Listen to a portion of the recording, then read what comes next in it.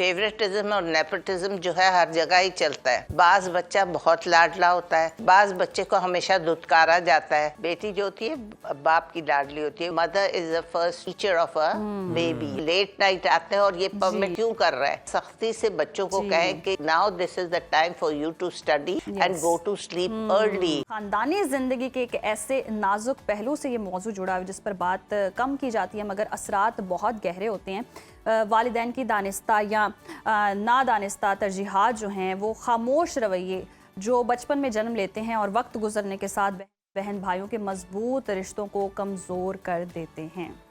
क्या एक बच्चे को ज़्यादा चाहना फितरी इंसानी रवैया है या यही फ़र्क या सलूक बच्चों की शख्सियत, खुद एतमादी और जज्बाती तहफ़्फ़ुज़ को मुतासर करता है?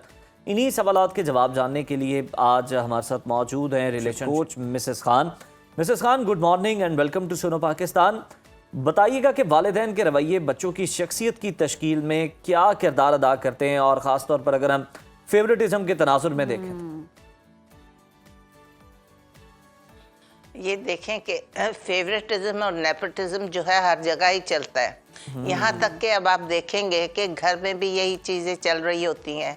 बाज़ बच्चा बहुत लाडला होता है, बाज़ बच्चे को हमेशा दुत्कारा जाता है, उसको हमेशा लेट डाउन किया जाता है, उसकी बात को कोई वे नहीं किया जाता, उसकी बात को कोई वजन ही नहीं दिया जाता, उसकी बात को सुना ही नहीं जाता।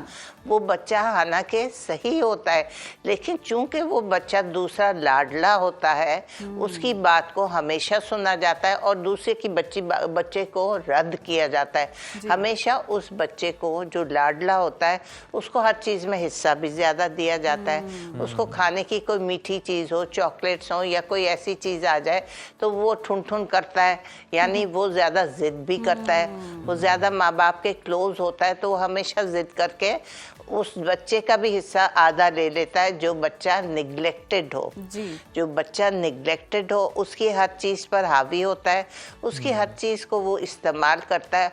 और माएँ जो है निगलेक्ट करती हैं, कोई बात नहीं बेटा तुम्हारा छोटा भाई है, कोई बात नहीं बेटा तुम्हारी छोटी बहन है, अगर उसको दे दिया तो कुछ नहीं हुआ। और ये चीज़ उस बच्चे को बहुत हर्ट करती है। आप वो जब आपके बच्चे हों, चाहे 2 हों, चाहे 3 हों, चाहे 4 हों, आपको इक्वली उनको लेकर चलना चाहिए ताकि ये बच्चों में जो एक हैबिट्स होती डेवलप हो जाती हैं कि वो बच्चा तो हाँ है ही लाडला, उसको मिलेगा ही ज़्यादा। मैं तो हूँ ही अम्मी का लाडला, हूँ ही नहीं, मैं तो फिका हुआ बच्चा हूँ। या तो वो बच्चे बाज़ दफ़ा ये भी कह देता हूँ मेरा ख्याल अम्मी मैं तो आपका बच्चा ही नहीं हूँ, मैं तो कहीं से लाया हुआ बच्चा हूँ, आप तो मुझे ज़्यादा प्यार भी नहीं करती, आप तो मुझे ज़्यादा कभी चीज़ भी नहीं देती, हमेशा पॉकेट मनी भी उसको ज़्यादा मिल जाती है और वो अपनी थोड़ा सा रो धोकर और अपनी थोड़ा सा बूस्ट पना दिखाकर वो हर चीज मांग लेता है, हर टॉय उसको मिल जाता है। और इस तरह के वाकयात नॉर्मल रूटीन में भी देखने को मिलते हैं। मेरी नज़र से भी इस तरह एक वाकया गुजरा था। एक बच्ची ने अपनी माँ को कहा कि जब मैं बड़ी होंगी ना और मैं जब माँ बनूंगी ना तो मैं अपने बच्चों से बहुत प्यार करूंगी, आप इतना प्यार नहीं करती हैं। तो बच्चे बड़े मासूम होते हैं और सच बोल देते हैं। और हम ये भी देखते हैं कि जहाँ एक बहन और एक भाई है तो माँ का रुझान ज़्यादा बेटे पर होता है कि मेरा एक ही एक बेटा है और वालिद जो है वो बेटी से ज़्यादा प्यार कर रहा होता है। ये कितना फ़र्क होता है। और फिर बेटी समझ रही होती है कि माँ मुझे ज़्यादा ध्यान नहीं देगी, ये तो मतलब इनका तो लाडला मेरा भाई है। और जो बाप होता है वो वहाँ से परेशानी होती है कि बच्चा समझ रहा होता है कि ये बाप की लाडली है। तो ये कितना क्लैश आता है। हाँ, ये भी बहुत बड़ी चीज देखी गई है घरों में कि बेटा जो होता है वो ज्यादातर माँ का लाडला होता है, बेटी जो होती है बाप की लाडली, बेटी जो होती है बाप की लाडली होती है। वो भी फिर टसन घर में चल रहा होता है। हाँ तुम्हें तो अब्बू दे देंगे और वो कहेगी तुम्हें तो अब्बा अम्मी दे देंगी, तुम्हें तो अब्बू बस यही रहता है घर में। हाँ तो वो बच्चे जो हैं वो नफसियाती थोड़े से हो जाते हैं। देखें अगर उनके दिलों में ये आ जाए कि तुम्हें तो बाप प्यार करता है, तुम्हें तो माँ प्यार करती है, ये ऐसी चीज़ें बिल्कुल नहीं होनी चाहिए। इससे बच्चों पर बहुत बुरा असर पड़ता है। हमेशा माँ बाप को इक्वली देखना चाहिए। दोनों बच्चों को ये महसूस नहीं होना चाहिए कि वो ज़्यादा लाडला माँ अब्बा का है या वो ज़्यादा लाडली अम्मी की है या वो ज़्यादा लाडला अब्बा का है।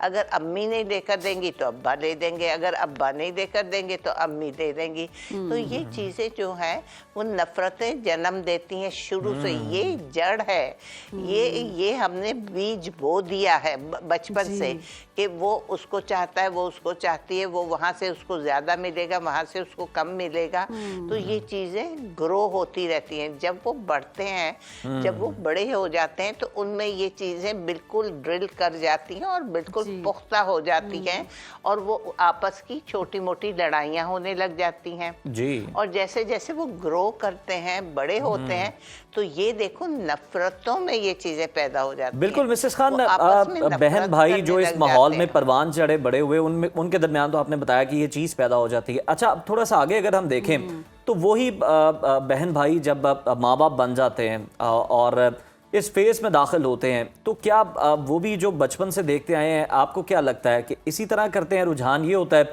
या वो फिर उसके उलट करते हैं?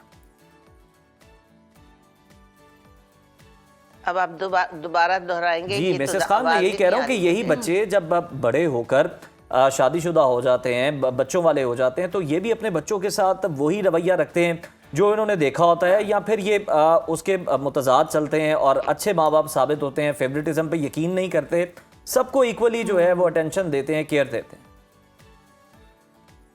इक्वली ट्रीट करना, वैसे एक बात बताऊं, थोड़ा सा मुश्किल भी है। मैं बताऊं, छोटा बच्चा हमेशा लाडला होता है, छोटा है ना चूंकि, तो अटेंशन माँ बाप की छोटे बच्चे पर जरा ज्यादा होती है।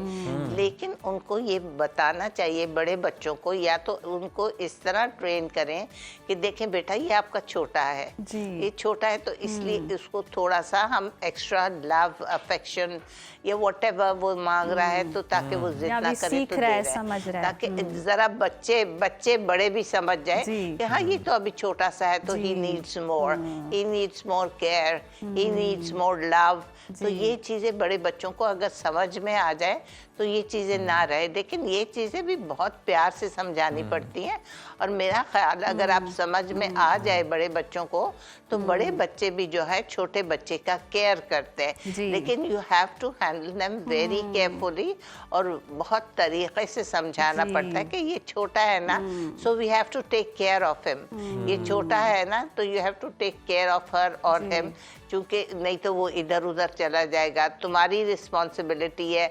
आप बड़े बच्चों को समझाएंगे तो वो समझदार होते हैं, तो समझ जाते हैं चूंकि ये छोटा है तो इसको पहले दे दो। वो यहाँ तक के बाज़ दफ़ा बच्चे समझदार इतने हो जाते हैं कि वो अपनी चीज़ में से भी थोड़ी चीज़ छोटे को भी दे देते हैं। तो छोटा तो इतना खाएगा पिएगा नहीं। यकीनन मिसेस उसकी खान, बाकी बहुत चीज़ें तो दुरुस्त बड़े ही फरमाया पे खा आपने कि लेते हैं। वालिदैन की बहुत जिम्मेदारी होती है, और छोटे और बड़ों का ये डिफरेंस और प्यार मोहब्बत वालिदैन की जिम्मेदारी है कायम करना। लेकिन बहुत जगहों पर हम ये भी देखते हैं जहाँ दो बहनें होती हैं और बहुत कंपेयर किया जाता है कि ये तुम तो काली हो या एक गोरी हो या एक प्यारी हो, तो उसको बहुत ज़्यादा डोमिनेंसी मिलती है घर में भी।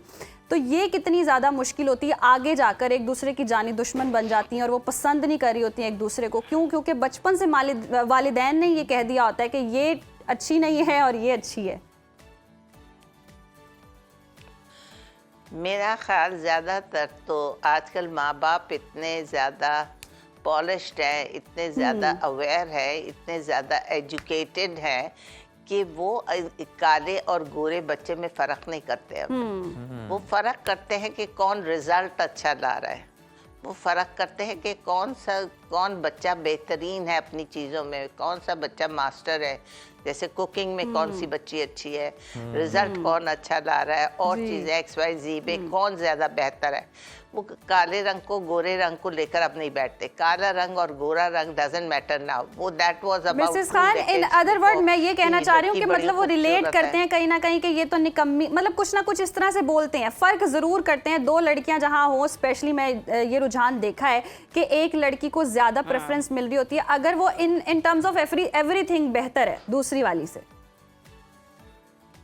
हाँ, ये बात है। एक लड़की निकम्मी है, बैठी रहती है, अपना फोन लेकर बैठी रहती है, किताबें वो लेकर बैठी रहती है, अपने ये नॉवेल्स लेकर बैठी रहेगी, या फजूलियात में पड़ी रहेगी, फ्रेंड्स में पड़ी रहेगी, उधर जाना है इधर जाना है।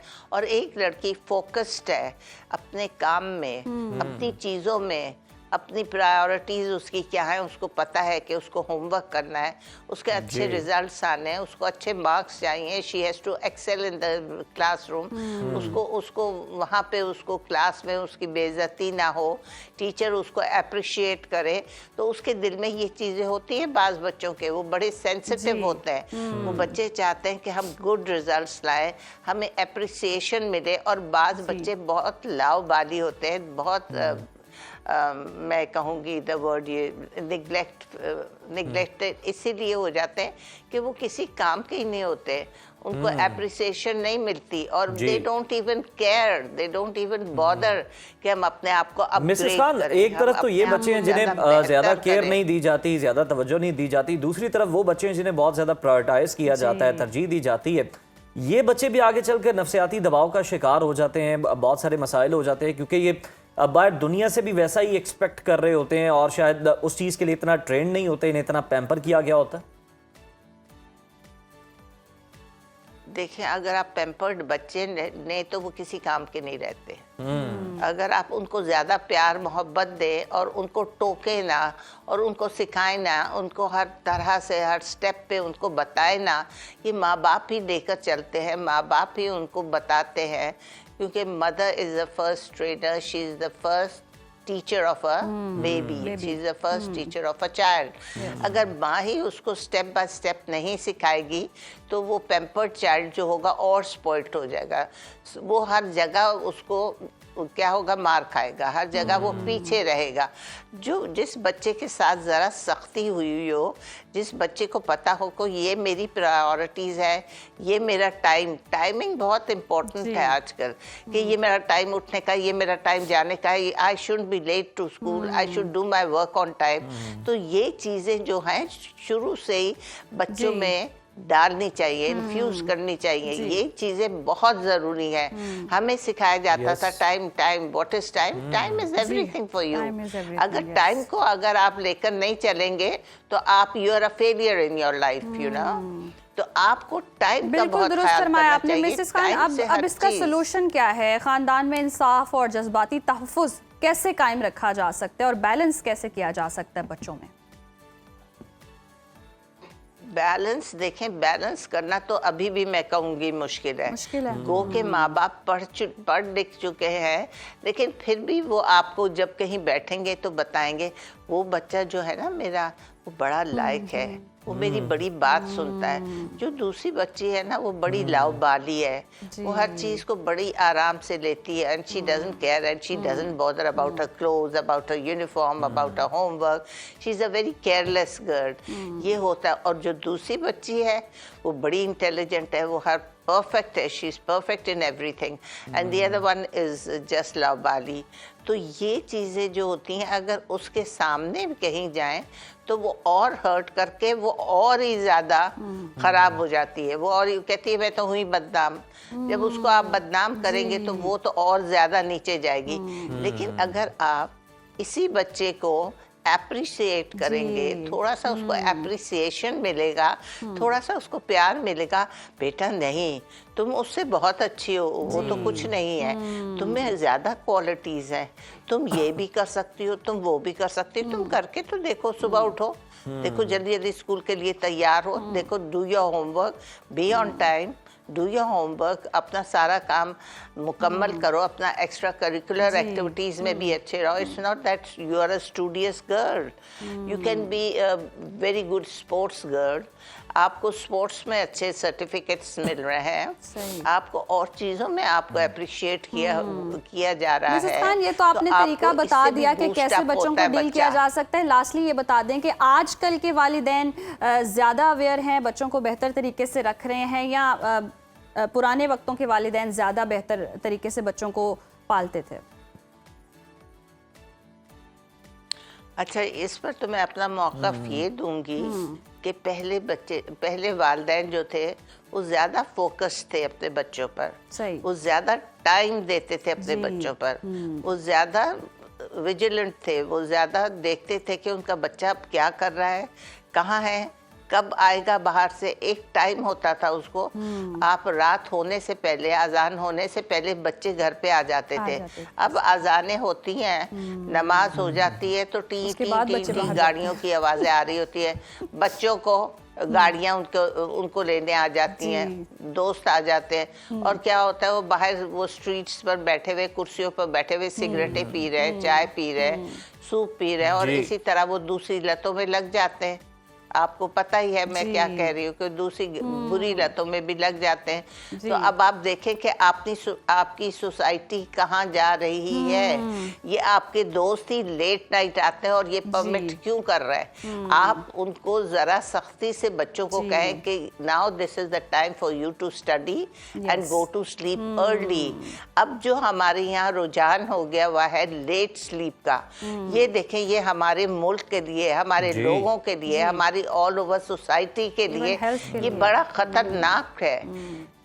आप ऑफ कोर्स मिसेस खान बिल्कुल दुरुस्त फरमाया आपने कि मुआशरे को अब बेहतर होने की जरूरत है। रवैये बदलते जा रहे हैं, लेट नाइट स्टे करना और लेट नाइट आउटिंग करना एक ट्रेंड बन चुका है। तो बच्चों को भी चाहिए, वालिदैन को भी चाहिए कि इस चीज़ का ख्याल रखें और मुआशरे को बेहतर समत में लेकर जाएं। और अगर बात की जाए कि कमज़ोर बच्चे पर तवज्जो नहीं दी जाती और जो बहुत बेहतर होता है उस पर ज़्यादा तवज्जो दी जाती है, तो कमज़ोर बच्चे पर तवज्जो देना ज़्यादा इसके अलावा ज़रूरी एक है। और बड़ा इंपॉर्टेंट मैसेज जो है मिसेस खान ने दी है कि बच्चों की जिंदगी में डिसिप्लिन आप लाएं। Early to bed early to rise.